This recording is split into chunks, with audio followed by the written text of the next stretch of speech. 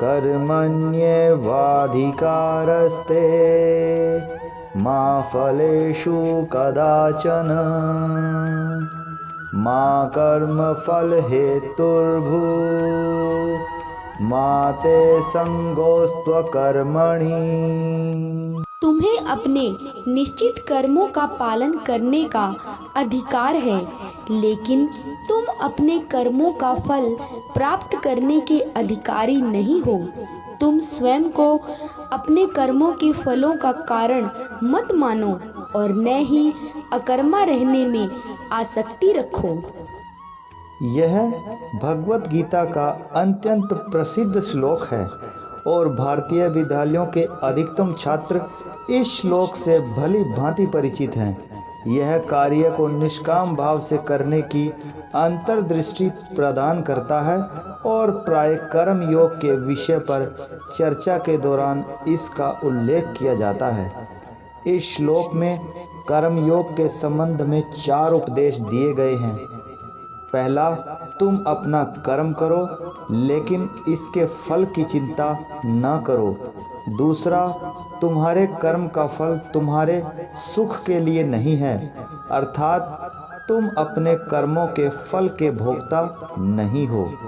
तीसरा, यहाँ तक कि कर्म करते समय कर्ता होने का अहंकार न करो।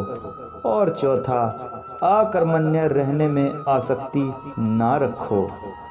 हमें अपना कर्म करने का अधिकार है, लेकिन इसका फल हमारे प्रयासों पर निर्भर नहीं है।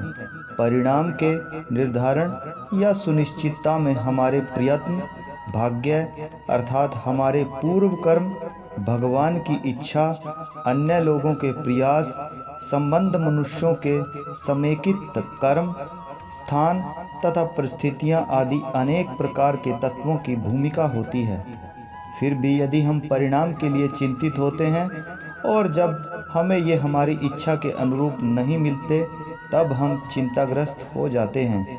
इसलिए श्री कृष्ण अर्जुन को फल की चिंता करने के स्थान पर केवल शुभ कर्म करने पर अपना ध्यान केंद्रित करने का उपदेश देते हैं।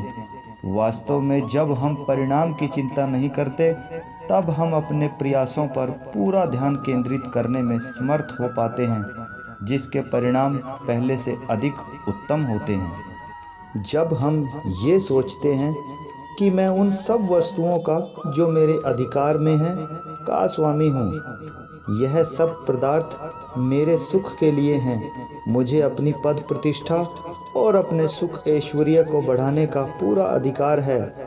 इसके विपरीत आध्यात्मिक चेतना जो इस प्रकार के विचारों का चित्रण करती है, भगवान ही संसार के सभी सुख ऐश्वर्य के स्वामी हैं और मैं उनका निष्काम सेवक हूँ।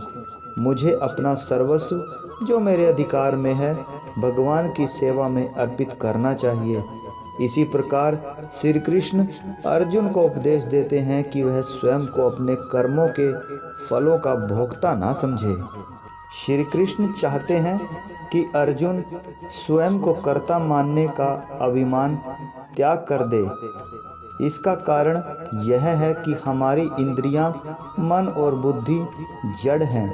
जब भगवान इन्हें शक्ति प्रदान करते हैं और इन्हें हमारे संज्ञान पर छोड़ देते हैं, जिसके फलस्वरूप भगवान से प्राप्त शक्ति की सहायता से हम कर्म करने में समर्थ होते हैं।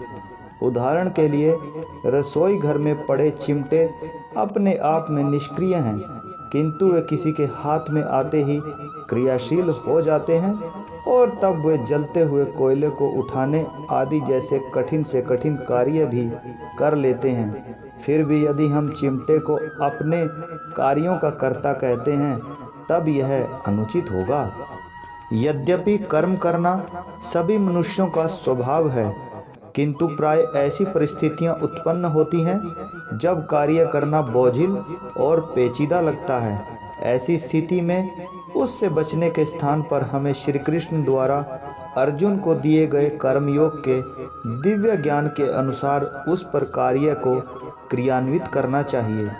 किंतु यह सरासर अनुचित होगा कि यदि हम कार्य को दुष्कर और बोझिल मानकर अकर्मा बनना चाहते हैं, निष्क्रियता के प्रति आसक्ति होने से कभी किसी समस्या का समाधान नहीं हो सकता और भगवान श्री कृष्ण इसकी स्पष्ट रूप से निंदा करते हैं।